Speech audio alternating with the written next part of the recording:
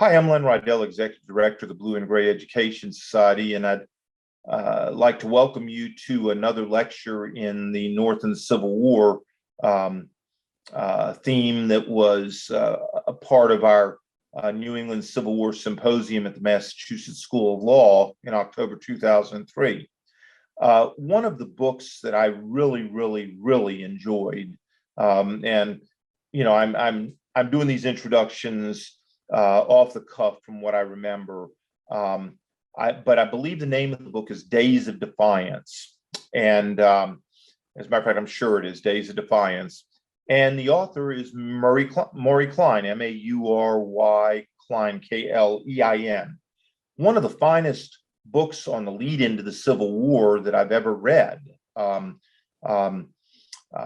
think the other that I would highly recommend is Russell McClintock's book, Lincoln and the Decision for War, which came out at quite a few years after Klein's book came. But in the one instance, McClintock talks about Abraham Lincoln, his election, the period after the election, the Secession crisis, and why Lincoln does and doesn't do what he does in terms of interceding in the post-1860 election crisis that results in the secession of the southern states. Conversely, Maury Klein has a book that is overwhelmingly analytic about the South and the lead into the war. It's talking about the culture of the South. He tells detailed stories of important people like the Hamptons and the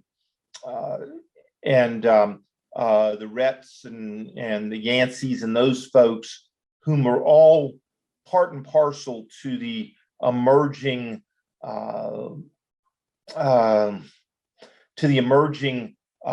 dissatisfaction with the relationship between the federal union and the southern states that is percolating to this eventual action of secession and so forth. In that instance, the title of his book, Days of Defiance, is very descriptive. And more than that, Maury, who I believe at the time was a professor at the University of Rhode Island, Maury just had a excellent way of writing that you know, I've always described historians as either page turners or Velcro writers. And a Velcro writer is a person whose book is so dense with facts and so forth that it's very hard to go from page to page. And you might read 5, 6, 7 pages an hour because there's just so much to analyze in each page. Page turners, on the other hand, are historians who write a book, but they keep you moving forward. And so you find instead of 5 or 6 pages an hour, you're probably reading 20 to 25 pages an hour. Klein is a page turner, and his book, which is, I don't know if it's still in print or not, it had moved to paperback. I had read it when it was in hardback, is an excellent representation of that. And he's an unassuming man, but he's very well spoken, and I think you'll enjoy it. In this instance, I asked him to address, in the broader sense, a playoff of Days of Defiance, and the theme of his talk is why war. So please enjoy Professor Maury Klein. A really dynamic book called Days of Defiance, and it talked about the coming of the Civil War. And what was really exciting about it was it was a very even, balanced presentation that captured the emotions and the internal conflicts that seemed to be tearing people apart as they moved what appeared to be inexorably towards war. And I had the good fortune of adding Maury Klein to our first faculty for this program, then to have the misfortune when we rescheduled it of having him having a conflict that he could not change. And so we ended up not having him on the first program last year, but I remember a good book, and it still sticks with me, and If you've not read it, I certainly recommend that you get a copy and read it. It's a remarkable book, and I'm really looking forward to this talk. So please join me in welcoming Maury Klein.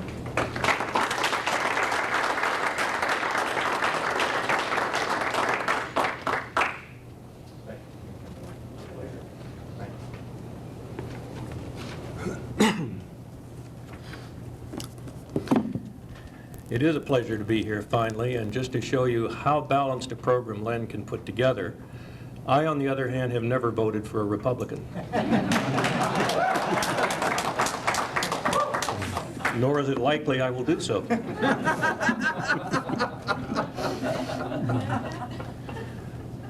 Since I'm relatively new to these proceedings, and am not exactly, at least in my professional life, a Civil War historian, because I've lived most of that life in the late 19th and early 20th century, you may wonder a little bit about my credentials.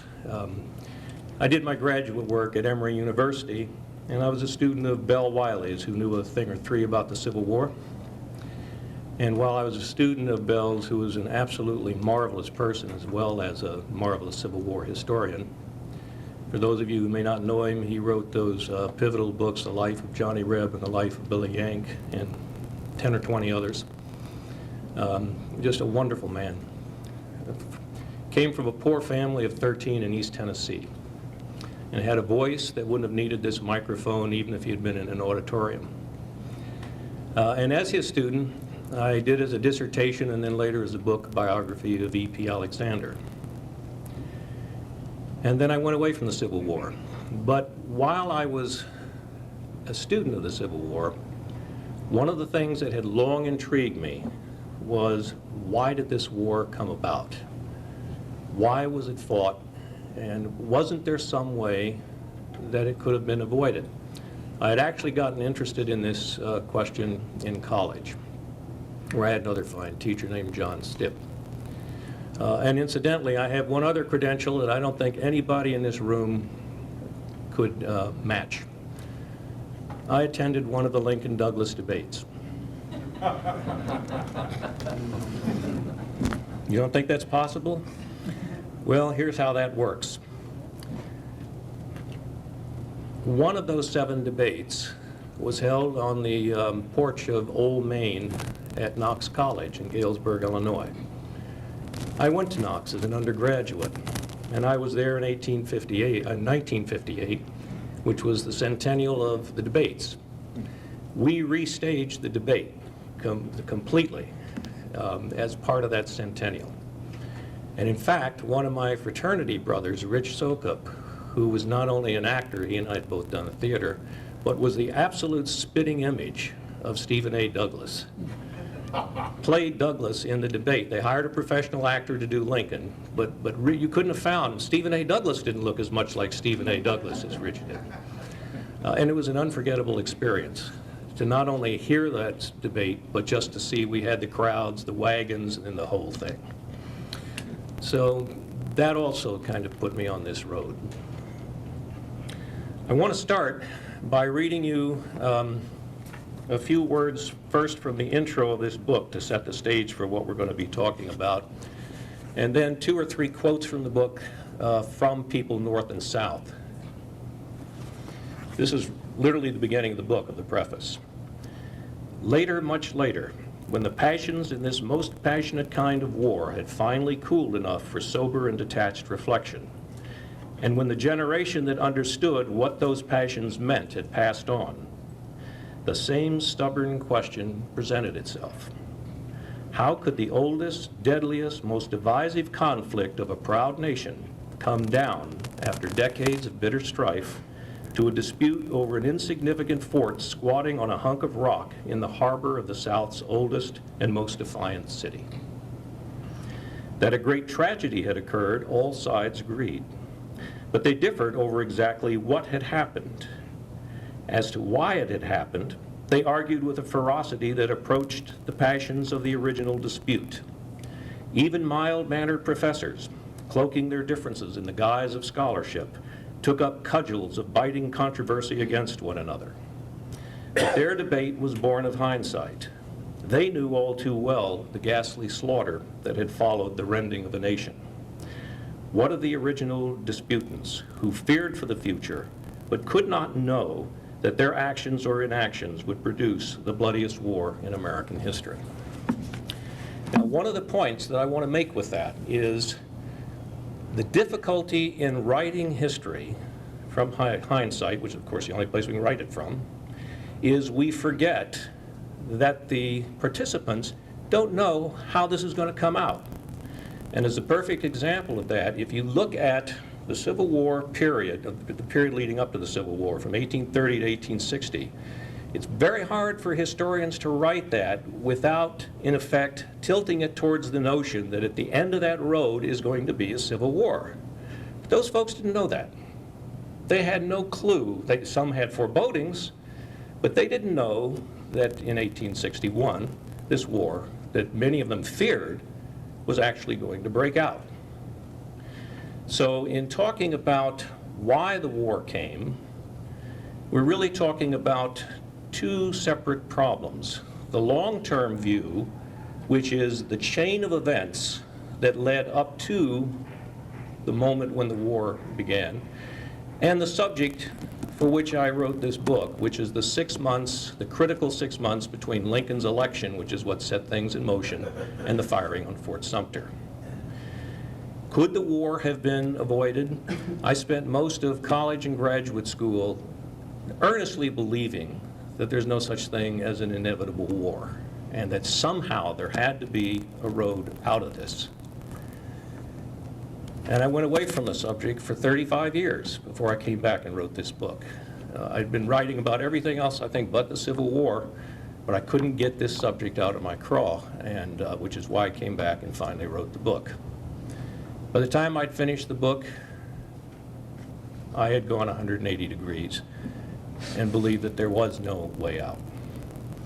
And so I want to talk a little bit about both of those periods, namely the period, particularly the 50s leading up to the war, and then that fatal 6 months in which Lincoln's election set in motion these events.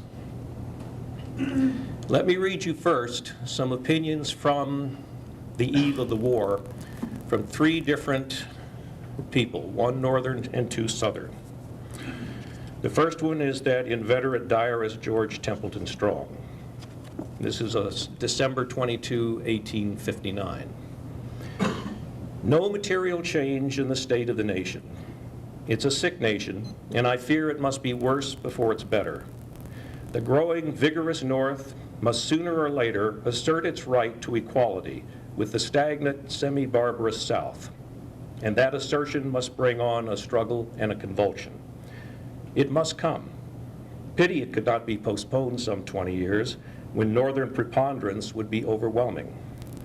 If Northern abolition precipitate the crisis and force battle on us now, it will be a fearful and doubtful contest. That's 1859. The next one is that wonderful Southern congressman, later turned officer, Louis T. Wigfall. And I don't know if he was sober at the time when he wrote it. The odds would not favor it. This is a wonderful speech that he made. We are an agricultural people. We are a primitive but civilized people. We have no cities. We don't want them. We have no literature. We don't need any yet. We have no press. We are glad of it. We do not require a press because we go out and discuss all public questions from the stump with our people. We have no commercial marine, no navy. We don't want them. We are better without them. Your ships carry our produce, and you can protect your own vessels. We want no manufacturers. We desire no trading, no mechanical or manufacturing classes. As long as we have our rice, our sugar, our tobacco, and our cotton, we can command wealth to purchase all we want from those nations with which we are in amity, and to lay up money besides. So there, North. And finally, Robert Barnwell Rhett, another man not noted for the genealogy and moderation of his views. This is November 10th of 1860, right after the election. There exists a great mistake in supposing that the people of the United States are, or ever have been, one people. On the contrary, never did the sun shine on two peoples as thoroughly distinct as the people of the North and South. Like all great nations of antiquity, we are slaveholders and understand free governments. Think of that comment for a minute. The North does not. They are a people wrapped up in selfishness. They have no idea of free government. Their idea of free government is this, that when three men get together, the two are to rule the one. And when five men get together, the three are to rule the other two.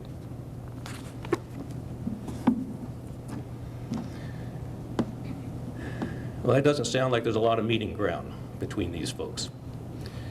When historians came to write this story, down through the first century or so after the war, they divided themselves into groups depending on how close to the conflict they were. And remember that historians are always writing in the context of their times.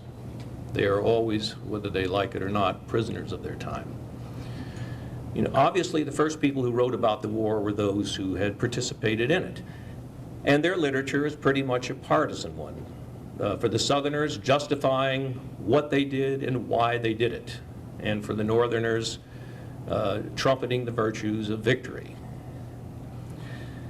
But when that generation began to pass on, late in the 19th century, there arose another school of historians, people like Rhodes and others, who were nationalists, and who, in an age in which nationalism was becoming even stronger in the United States, and who were eager to heal the wounds from the war, talked about the war from a great sort of national perspective in which both sides were right and wrong. They believed what they were doing. No one was at fault.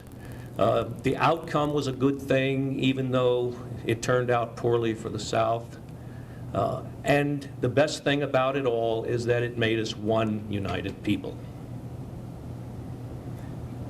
The nationalists, in other words, saw the outcome of the war as desirable, however unfortunate was the path in getting there. And I'm going to come back to that theme later when we talk about the short term. But after them came that generation of historians, beginning in the teens and 20s, who were enchanted with economic interpretation. And for them, this became not a battle between North and South, but a battle between the power of an industrial nation and the relative weakness of an agricultural nation, and that the one was bound to triumph over the other, and there was a certain inevitability to this process. In the 30s came another school which historians later called the revisionists. And remember when the revisionists are writing. They're writing in the late 30s when the world is hovering on the brink of yet another war. And to them, the issue of how to avoid war, how to find a way not to fall into this kind of disaster, is the paramount issue. And they are that generation of historians, Avery Craven, James G. Randall, and some others, who talked about the blundering generation, that the war could have been avoided had it not been for a series of blunders, for a series of unfortunate political turns, for a series of missteps and mishaps. And one of the most sophisticated of this school, who I think never quite gets his due, was Roy Nichols, whose Disruption of the American Democracy, I think, is one of the finest books on that period. And Nichols spells this out in some detail. And one of the things that is implied in the revisionist point of view, and I admit to being thoroughly enchanted with these folks when I was in school, is something that you have to teach students when, as I am, you confront them in class about this, which is, you never get, if you're looking at the war as beginning at some point in A and the beginning of the war is, let's say, F, you never go from A to F. In history, you go from A to B, whatever B is. And then the world looks like what it is at B. And then you go to C, whatever events turn you to that point. It is, in other words, a process of accretion that takes you from A to F, but there was nowhere along the way any laid out road that got you from A to F, because B could have been here, could have been there, could have been here, could have been there. When you look back, however, the dots are connected. So when you talk about why the war, what you're really talking about are what were those dots that connected the war, particularly after 1850, after the compromise that wasn't. And really, if you want to be frank, the compromise it couldn't have been, because the ground was already pretty much uncompromisable. In the same way, if you want an historical analogy, the differences that led to Pearl Harbor were there in 1908. And they never significantly changed in American-Japanese relations from 1908 to 1941. Circumstances changed, but not the basic fundamental issues.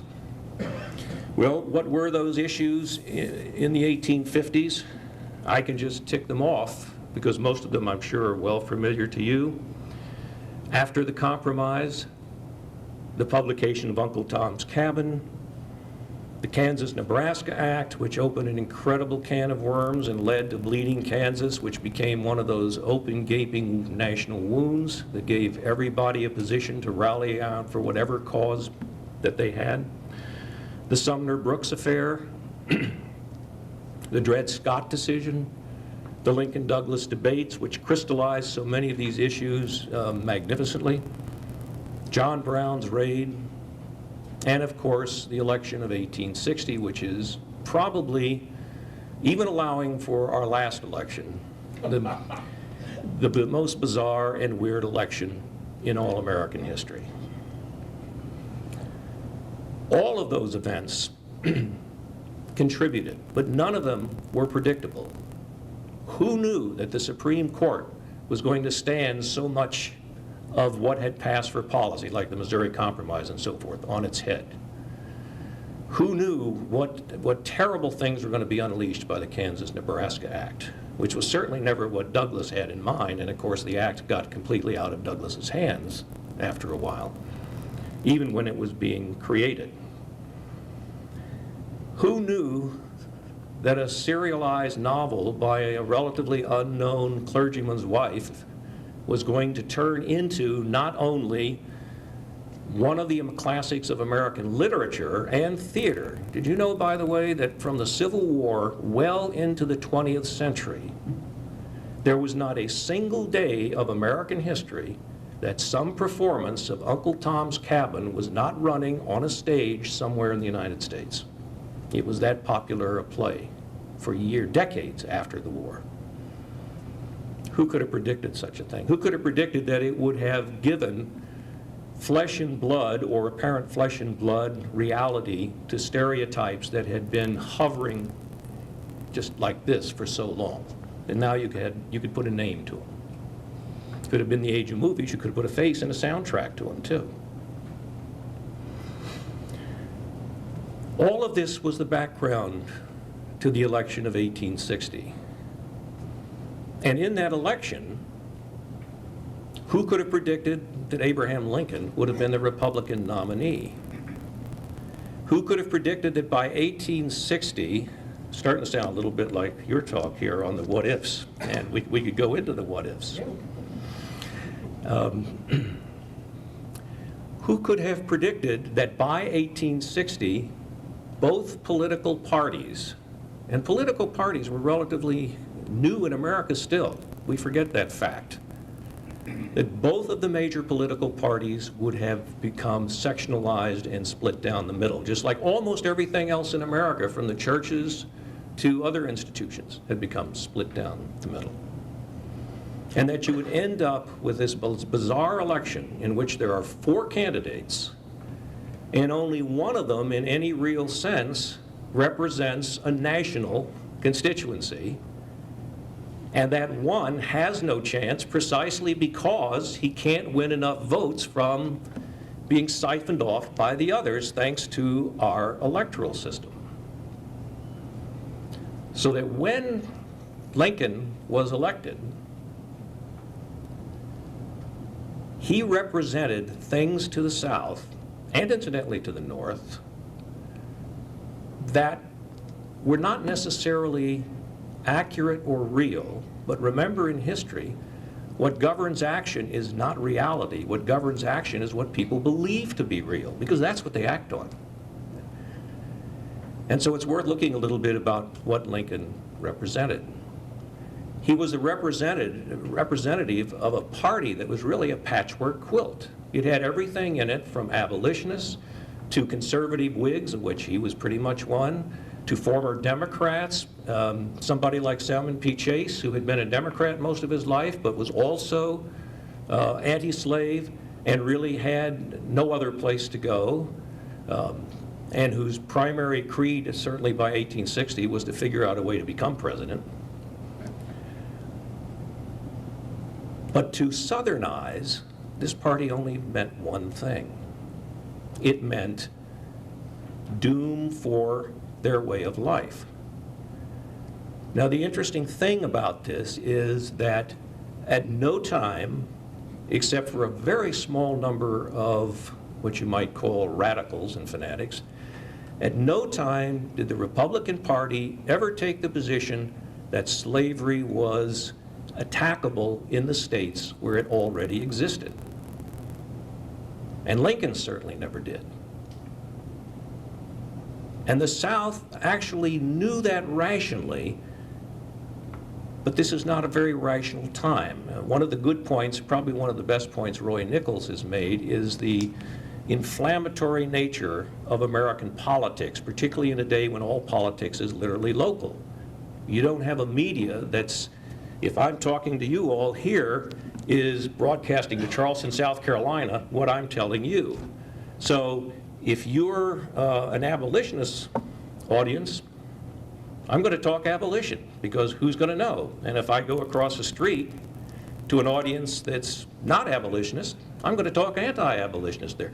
But whatever I do, I'm going to pound the thump and thump the stump, because that's what gets people aroused and gets them out to vote. And it also makes the political process more irrational. And remember, these elections are taking place in America every 2 years. And they culminate, of course, in the grand upheaval of the presidential election. What the South saw in Lincoln, and what the South feared in Lincoln, was not Lincoln. The South didn't particularly dislike. The South hardly knew who Lincoln was. In fact, most Northerners hardly knew who Lincoln was, because remember, again, we're talking about an age where the vast majority of people never in their life ever see the president. And the only thing they know about the president is what may occur to them in a pamphlet or in a newspaper where he's being quoted by someone, or one of his speeches is being published. And remember, we're talking about an age where not only is politics local, but the fundamental political unit for almost all Americans is their state, because the state is a concrete, palpable entity through which they spend their life, through which they travel, where they know places. The federal government is still an abstraction to these people, pretty much. The only places you ever encounter the federal government are at a post office, or in even rarer cases, a military base or a customs house, or something like that. And remember, too, that the generation, the elder statesmen of politicians, people like John J. Crittenden, or people like General Winfield Scott and others, they are literally older than the Constitution.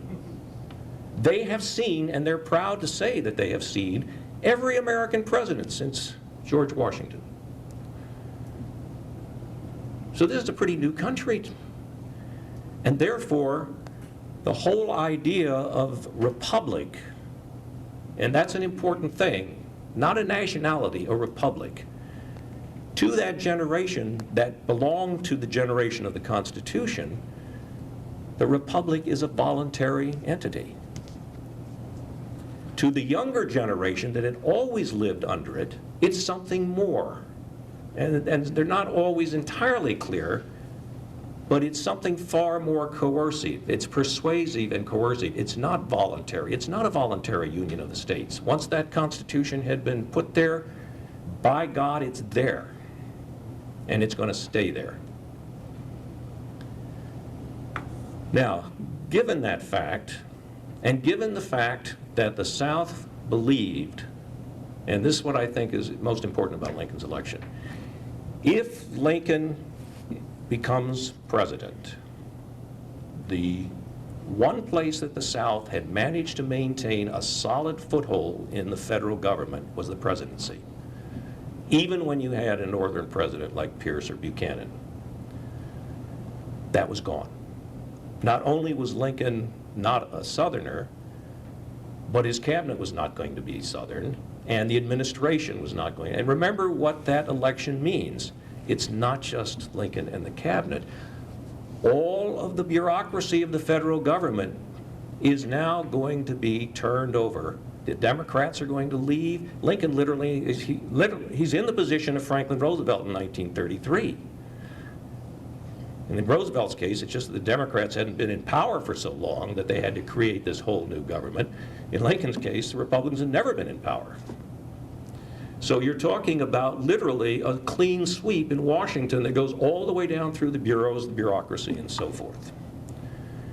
That's going to significantly reduce any kind of say that the South has in the federal government. And it can only mean that the Republicans, with their doctrines, are going to grow stronger. So that part of the impetus for acting in 1860 is not merely the threat posed by Lincoln, which they don't even know what it is yet. The real threat is what is going to happen with 4 years of Republican rule, and it can only mean that things will get worse for the South. Rightly or wrongly, this is a theme that comes through the correspondence, the speeches of Southern leaders. Even those who aren't in favor of secession, they have to concede this point. And they don't like it one bit.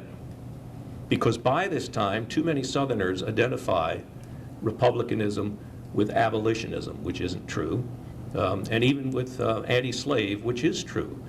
But again, remember what's happened to the slavery issue by 1860, and long before for that matter. It isn't a fight over slavery per se, because there's no way to fight over the slavery issue in national politics, particularly after Dred Scott. This puts you in a really awful position.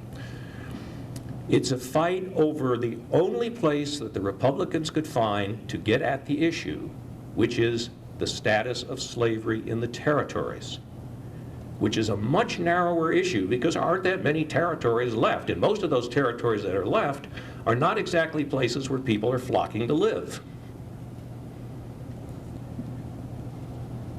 But to the South, the fight over slavery in the territories is not only the camel's nose under the tent, it's the camel's butt under the tent.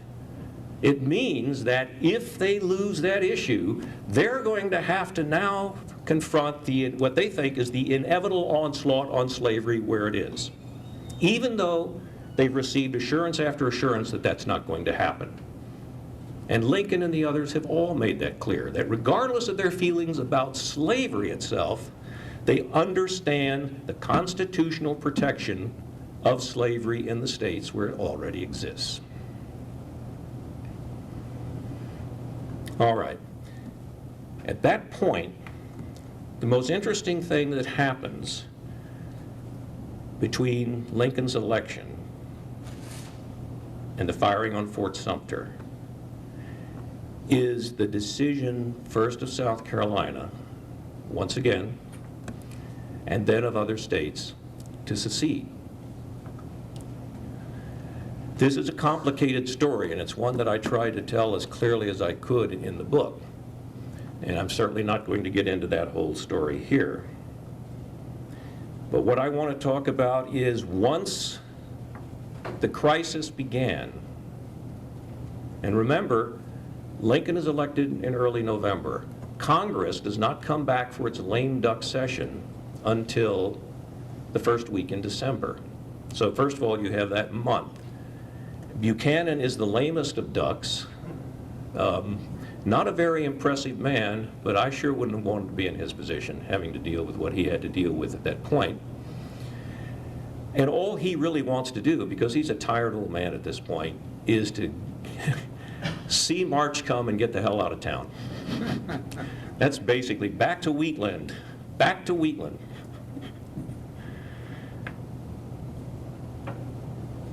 But once South Carolina secedes, now you have what I think is the fatal moment.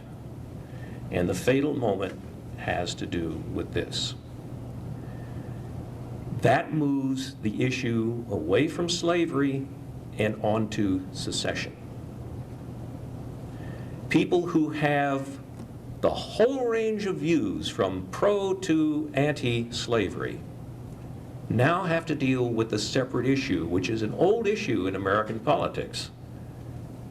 Is secession legal? There are three positions on this, basically. One group of people say, yes, it is legal, that the Union was voluntary. I'm not going to follow all the arguments for this. I'm just going to give you the positions. Another group says, no, it's not illegal. Never was. That the Union, once created, was inviolable. A third group says, yes, possibly it's legal, but it's wrong, and it shouldn't be attempted. Now, once secession moves to the table, and by the table here I mean the Congress that's groping for some kind of solution, no solution is possible.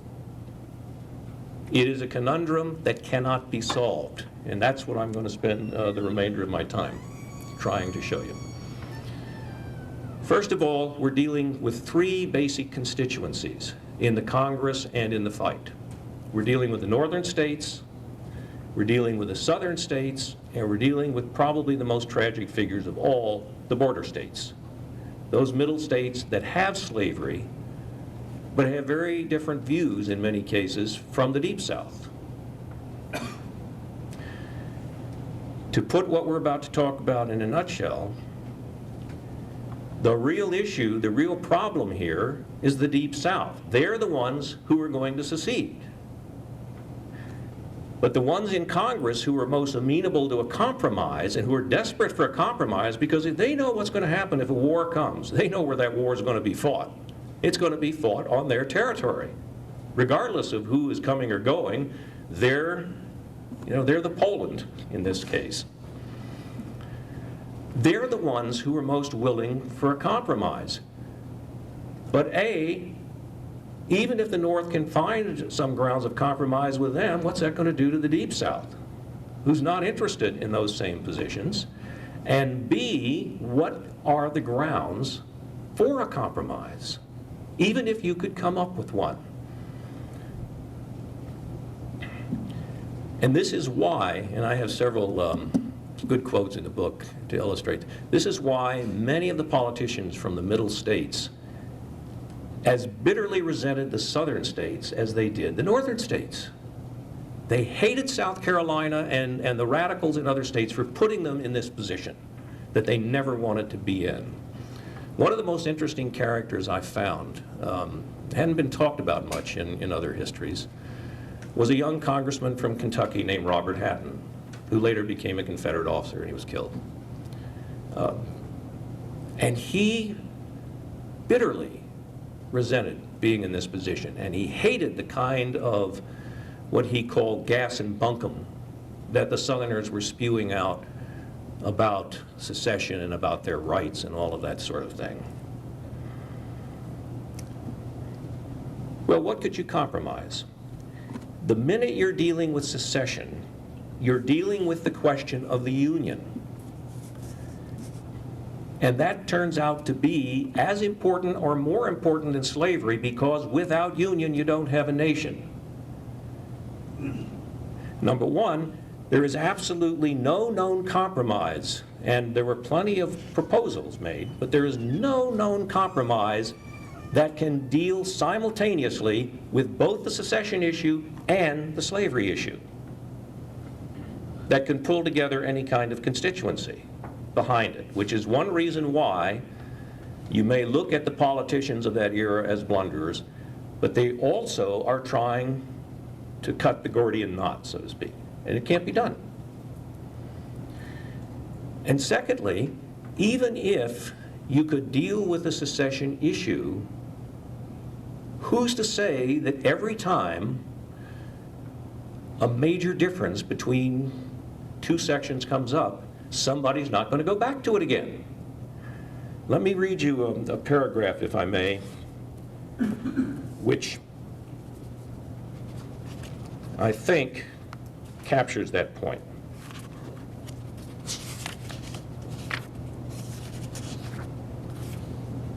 Whoops, wrong page.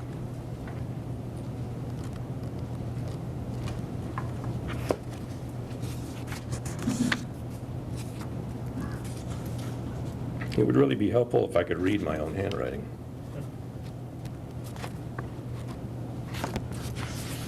Here we go.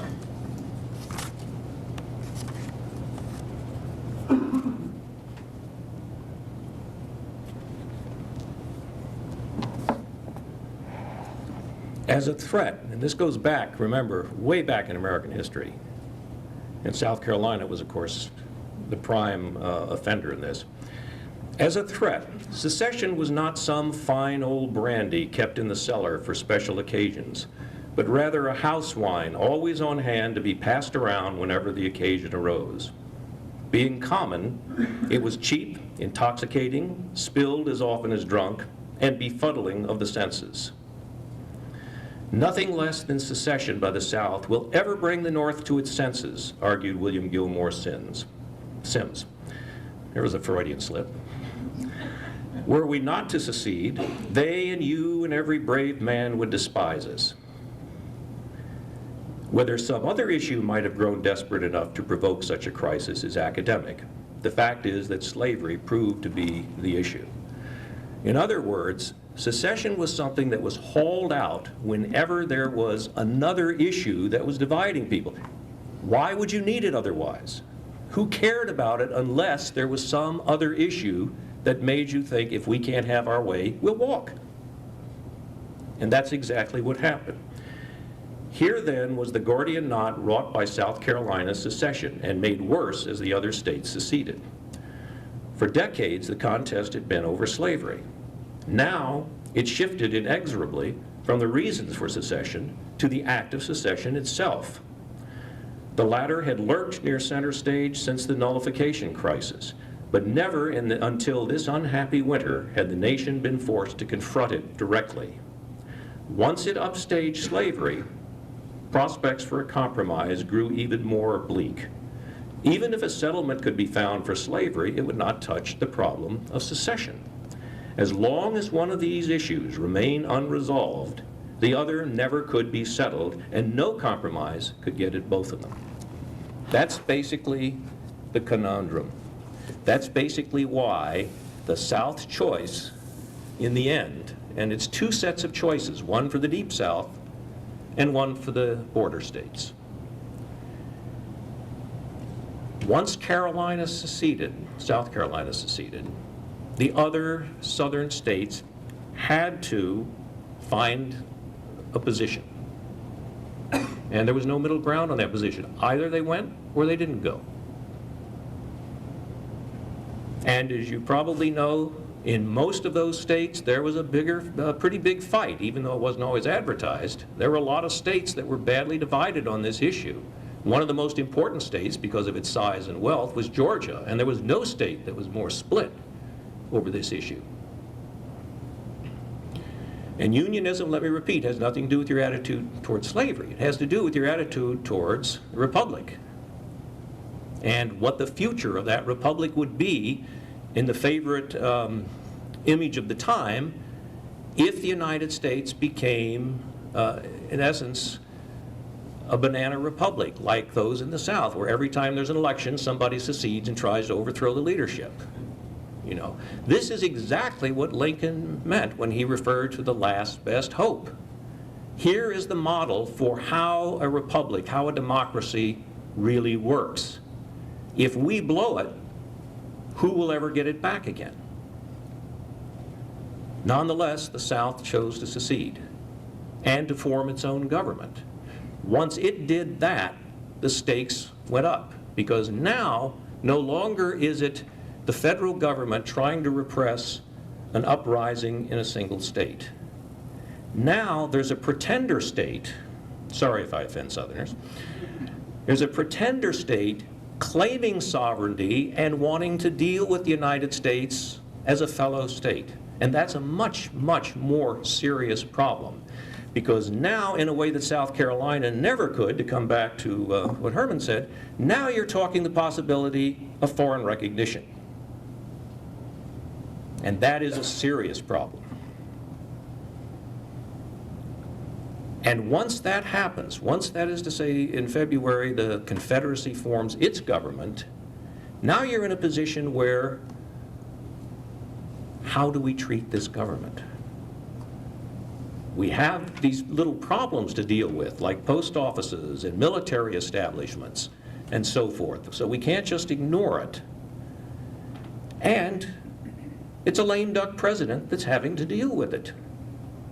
And it's one in which Congress, which has tried to do what it usually does, when in doubt, form a committee.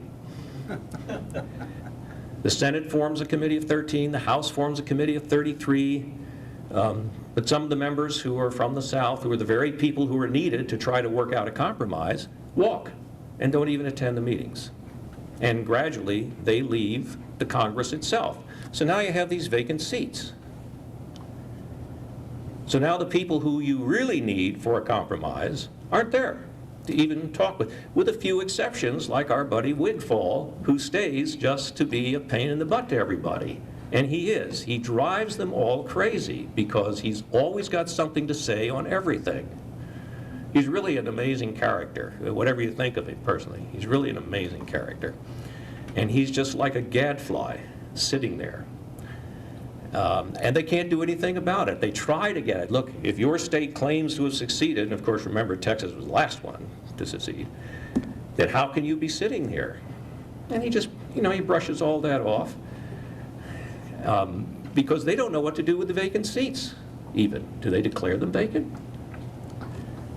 There is literally, understand, for one of the first times in American history, there is no precedent, constitutionally, legally, and otherwise, for how you deal with this. One of the things that's going to be such a complete mess after the Civil War in trying to reconstruct the nation is there are no precedents. What is the legal grounds for this? Did these states leave the Union or didn't they leave the Union? Lincoln, of course, always said no, that it was an internal uprising of the people. The Supreme Court, as the Supreme Court is wont to do on such issues, ducked the issue. It had all it wanted after Dred Scott and didn't want to go back into that kind of controversy again. And it never would directly confront that issue after the war. It only came close to it once in a decision in 1870, Texas versus White, and it was there only by implication. So the question is, how exactly do you treat this kind of situation? This is going to have momentous consequences in the future, as we'll see in a moment. And meanwhile, you've got this whole practical, ugly situation of poor Major Anderson and his outfit. And he, in December, made what he thought was the right decision. He wasn't getting any help from Washington. He wasn't getting much help from anybody. And remember, of course, communications aren't exactly that strong. And once South Carolina secedes, he can't get anything without it going through the authorities of South Carolina, because there's simply no way to get mail to him or to Fort Moultrie or any of the federal holdings down there. So when he decides to move his whole outfit to Fort Sumter out in the harbor, he does that because he thinks that's the best way to avoid the possibility of a conflict. That's the good news. What, of course, he couldn't foresee was how little help he was going to continue to get, and that, of course, it would become essentially an issue of attrition. It would boil down to how long his unit could hold out. But also, what he couldn't see was once they moved to Fort Sumter, they're looking at the rest of the world through a very narrow keyhole.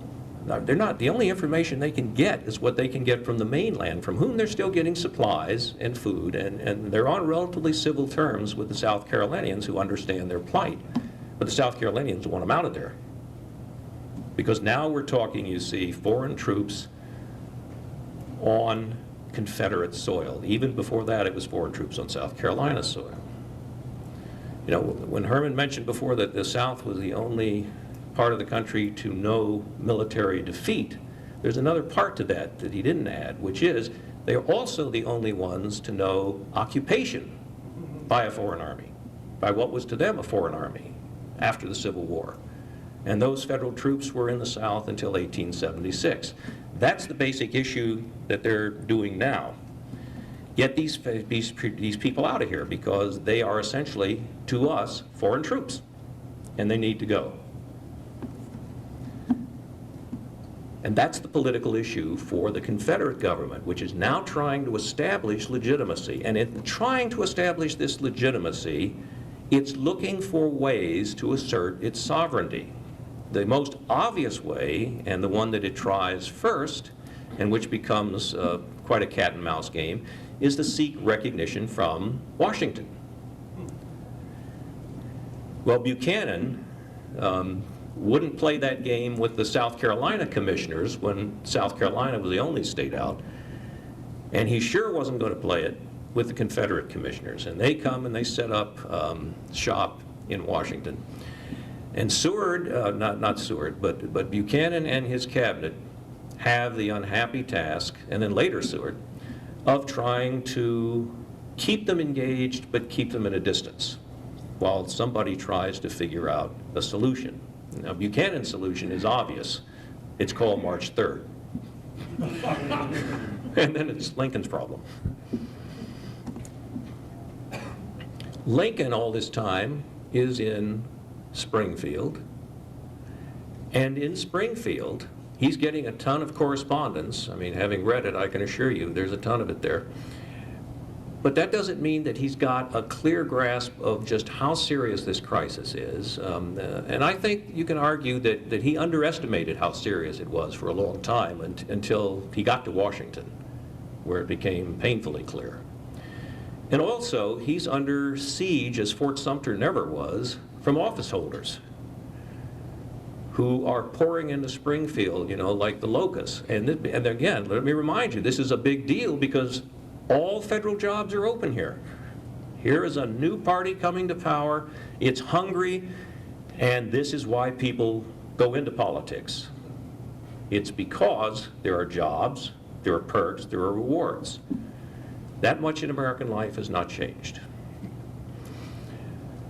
In the process of this, Lincoln keeps trying to find a position that he can take without, of course, taking a position because he's not in office yet. He's in that same awkward position in a national crisis that Franklin Roosevelt was between November of 32 and March of 33.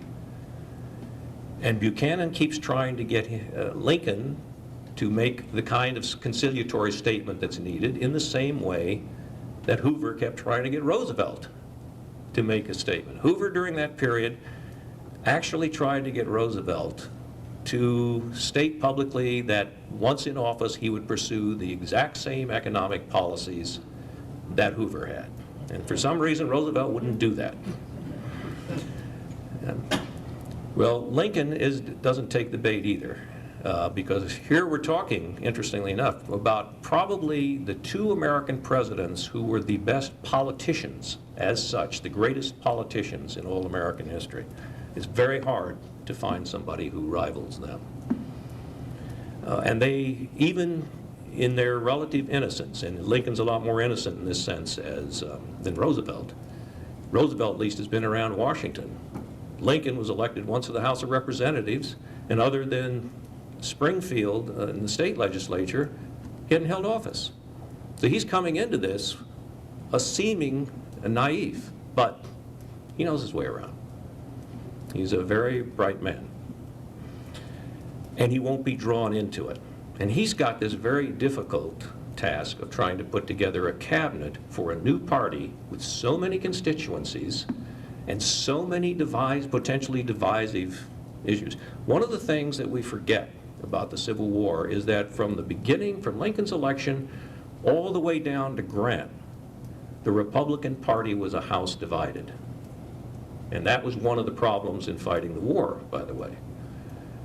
It was deeply divided because a lot of its constituents genuinely didn't like each other, politically, and in some cases, of course, personally. The most remarkable thing about this period is that Abraham Lincoln put together what was possibly the strongest cabinet any president had ever put together. But that cabinet was composed of people, in many cases, who really didn't like each other at all. And who, in many cases, most notably Seward and Chase, saying, if the other serves, I won't. And it was really in the handling of that, and I'll tell you what Lincoln did, basically, when this, and of course Seward and Chase aren't doing this themselves because they're above all that. It's their supporters who are doing this, and they go to Lincoln with this demand or with that demand, and that we need to do this or we need to do that. And as it gets down to the wire, as we get closer to the inauguration, and this game is still being played, and the one's saying if the other's in, he won't serve, and so forth, Lincoln said, well, fine, if Seward doesn't serve, we won't make Chase Secretary of State, we'll make William Dayton Secretary of State. Well, no, that doesn't sound like the way to solve the national crisis. And finally, Seward, of course, is much too eager to be in this administration to let that happen. Lincoln's exact words during this crisis were, of course, I can't afford to let Seward take the first trick.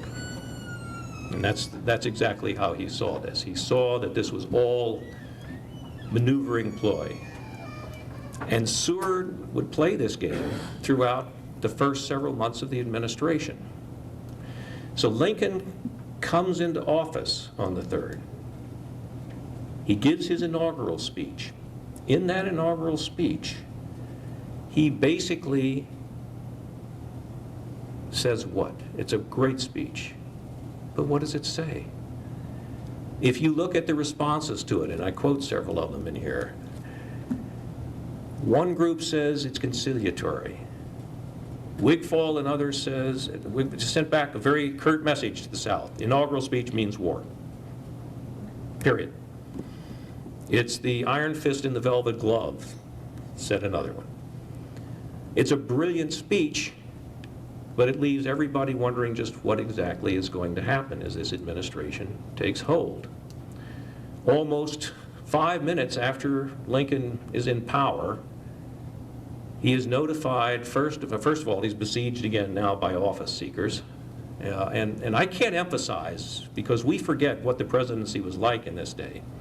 If we're standing in Lincoln's office here, and Lincoln has to walk across the grounds to go to another part of the building, they're there waiting for him, all over the damn place.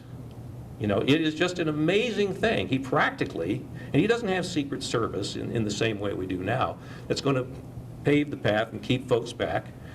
Remember, every January 1st, the president still has an open house where the citizens of the country are free to come in, shake the president's hand, hi, how are you, where's the food? And he's much more accessible than we have any notion of being. And one reason, of course, is because so few people ever get to see the president, since there is no media of the sort that we're familiar with. So he has to deal with this overload. He has to deal with organizing an administration and just figuring out how to run it. And of course, all of his cabinet are trotting for position. Seward is, in a sense, trying to jockey himself to be the sort of prime minister of the cabinet.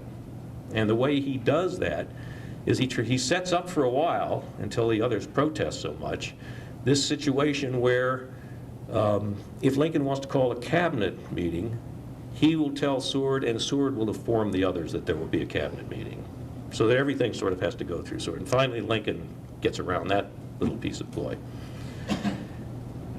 But all of this is going on, and now they get the news that, guess what? Fort Sumter, which is our major problem, only has, I think it's 30 days of provisions left. So you now have 30 days to come up with a solution to the Fort Sumter problem. which he's barely gotten acquainted with and has barely gotten a hold on. He couldn't do it. I don't think any man could have done it. And in the process thereof, what he lost was any chance of reconciliation, but I would argue it was never there. There was nothing the Lincoln administration could have done. What it boiled down to, because of the rush of events, both North and South, what it boiled down to in the end was pretty much that same situation, once again, that Franklin Roosevelt found himself in by the summer of 1941, which is, it's pretty clear there's going to be a war because there's no ground for compromise. That doesn't mean that you're looking to start a war. It means that if there's going to be a war, it's absolutely crucial that the other side fire the first shot, because that's the only way you can unite the nation behind this war. And by the spring of 1861, that's pretty much where Lincoln is at. Not by choice, but by default. And if you look at, as I do in the book, if you look at the negotiations around the provisioning of Fort Sumter, you will see what an absolutely brilliant job Lincoln did of pushing the decision back on the South, on, in a sense, Jefferson Davis. If it was going to come, you're going to start it. And if you start it, I have to respond. That's, to go back again to the first talk, that's the inevitable moment. Once the first shots are fired, Lincoln must respond. And he must respond by calling up troops.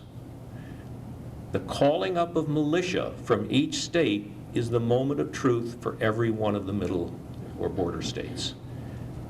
Now they must decide either to furnish troops to the Union, which means they're loyal to the Union, or refuse to, which means they're not loyal to the Union. So in effect, that call for troops is the moment when every one of the border states has to choose sides. And no, by the way, all of this is happening, all of Lincoln's actions after the firing at Fort Sumter, while Congress isn't in session. He is doing all of this on his own authority. And not until July, when Congress is back in session, does he explain to Congress what happened and then sort of ask for the authority to do it. This afternoon you're going to hear Judge Williams, and I'm not sure which of these issues he's going to talk about in his book, but I'm well acquainted with his book because I just wrote an article that will be out, I think, in December, which is an extended review of his book in the Roger Williams Law Review. And one of the issues he talks about is exactly, did Lincoln usurp presidential authority? Did he extend it in unreasonable ways or not? You can have a pretty good discussion, and maybe later in the day we will. But the hard fact is, Lincoln didn't have a lot of choice. If he was going to meet the crisis, he had to pretty much go through this. He had to authorize expenditures for military buildup. He had to call up the troops. He had to do this, that, and the other. He had to authorize a blockade, and so forth. Had he not have done those things, he would pretty much have let secession go. And he would not do that. And remember, at this point, whatever Lincoln's views about slavery, and they're fairly complex, first and foremost in his planning is no Union loss. We must preserve the Union, however it's done. And finally, let me make you this point. It has always been historians' belief that the significance of the South is that it rid the nation of slavery and that it preserved the Union. That's very true. I don't have any argument with that at all. I think there's a third point equally as important. It rid the country of secession, the idea of secession. The only people who have ever brought that up again since the Civil War were state writers, usually during the civil rights era and so forth. But it was never again a serious threat. And in many ways, preserving the Union wasn't enough.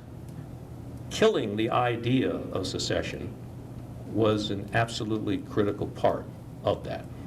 Thank you.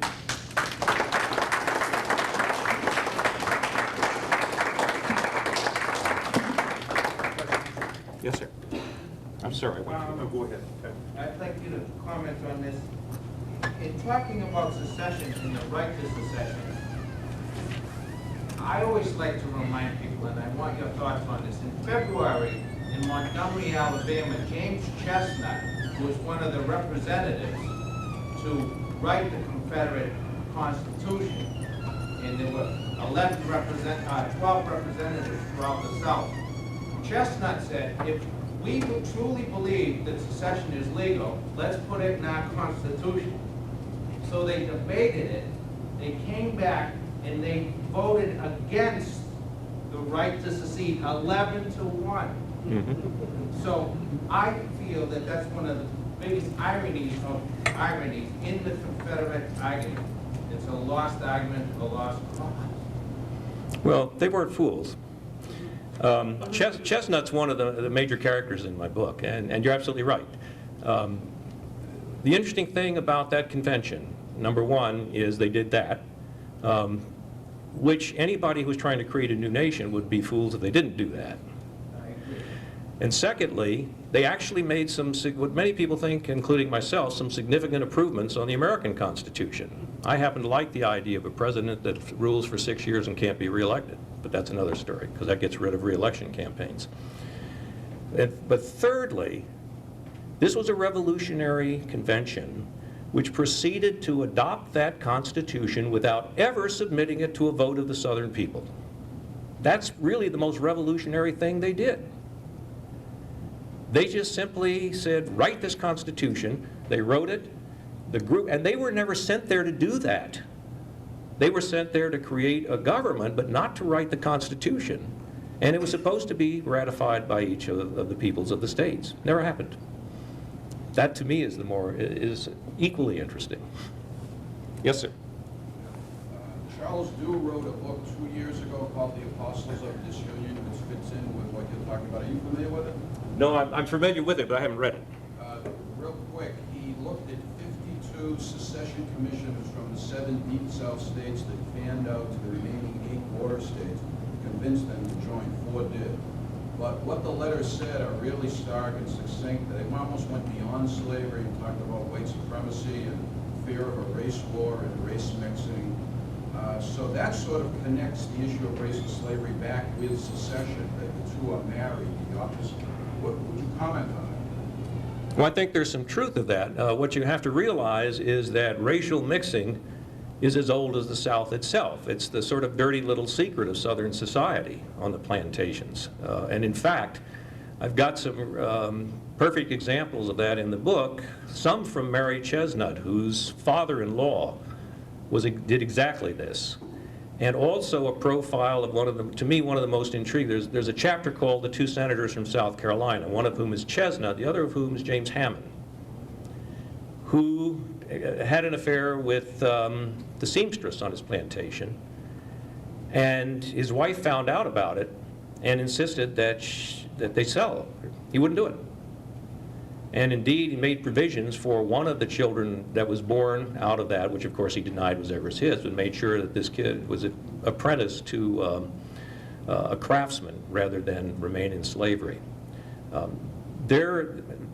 The racial issue is so interwoven into Southern history, and for much of this time, except in the most secret ways, it's just not talked about. When I was in college, one of the people who came to talk to us was the very woman who wrote one of the most interesting books about this, which I still recommend. That was Lillian Smith and her Killers of the Dream. Let me throw this out. I was going to, in the interest of time, Yeah, I apologize. at lunch and talk about this, but it's very pertinent. Now, what you've just said tends to suggest that there was an affinity for racial intermixing, but I think by and large, there's a lot of racism both north and south.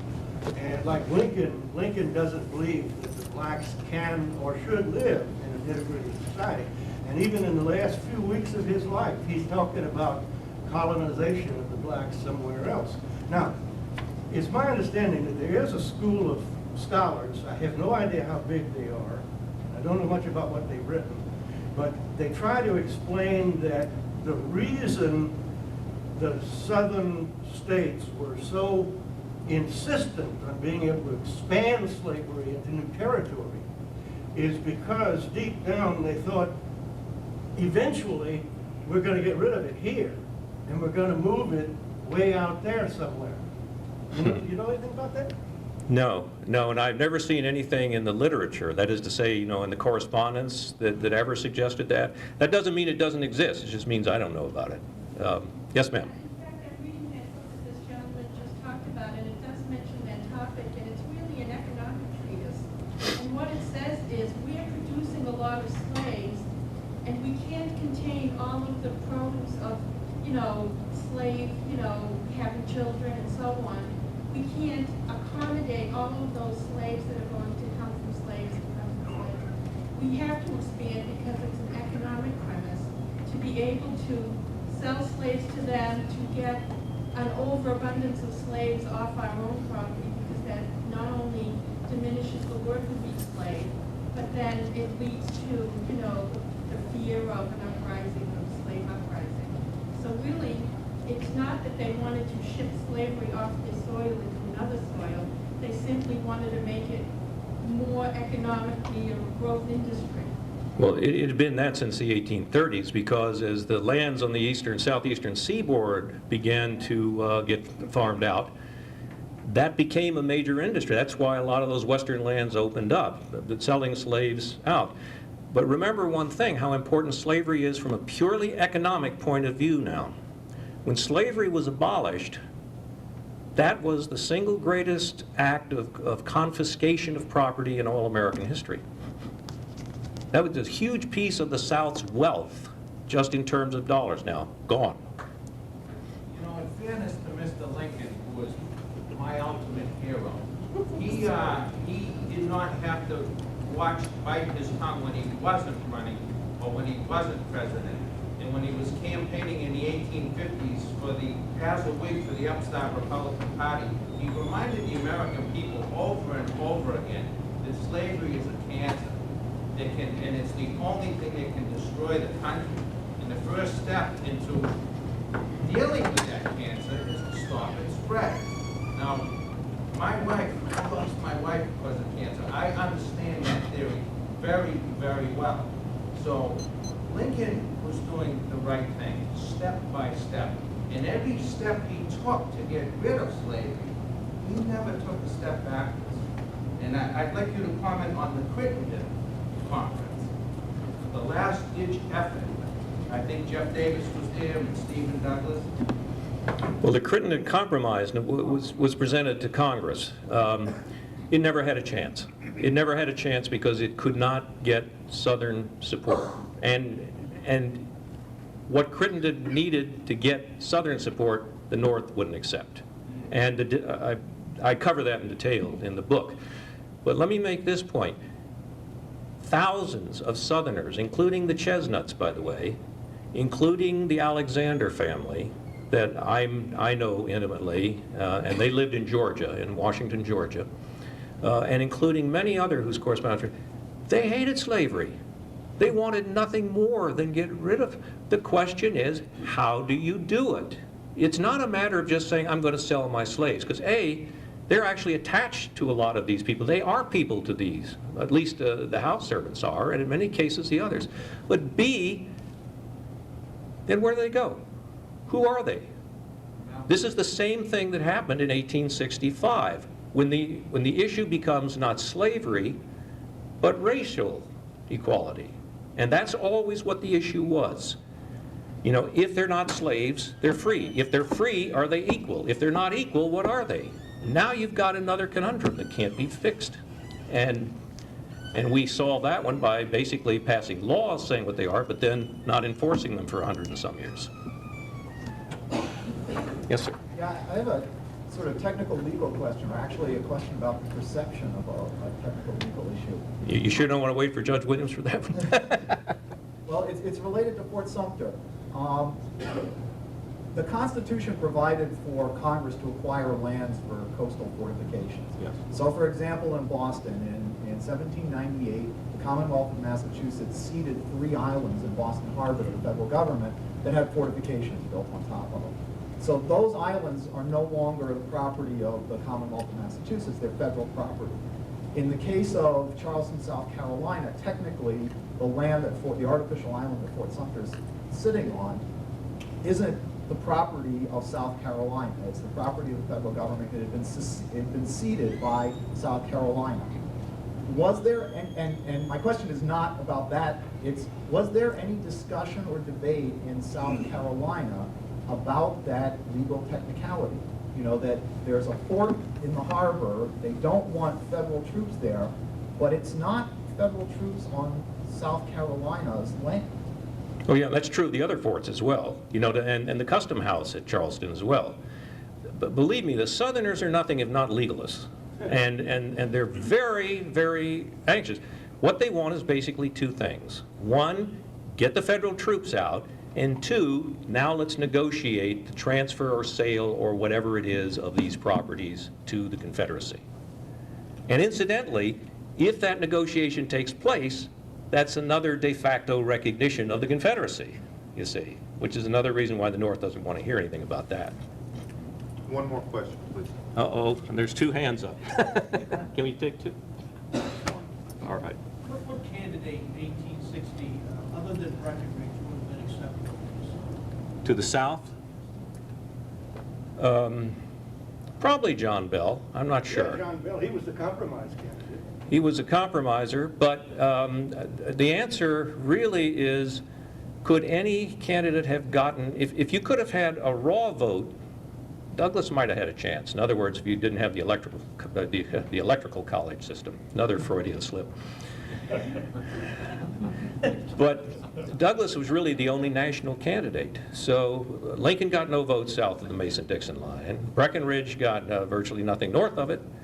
And Bell just simply didn't get any kind of real constituency other than a very small one around. And he's the one who's really running on a unionist platform rather than one of the other issues. Because remember, Lincoln is tied to the Republican platform of no slavery in the territories. And that's what makes him totally unacceptable to the South, among other things. Thank you all very much.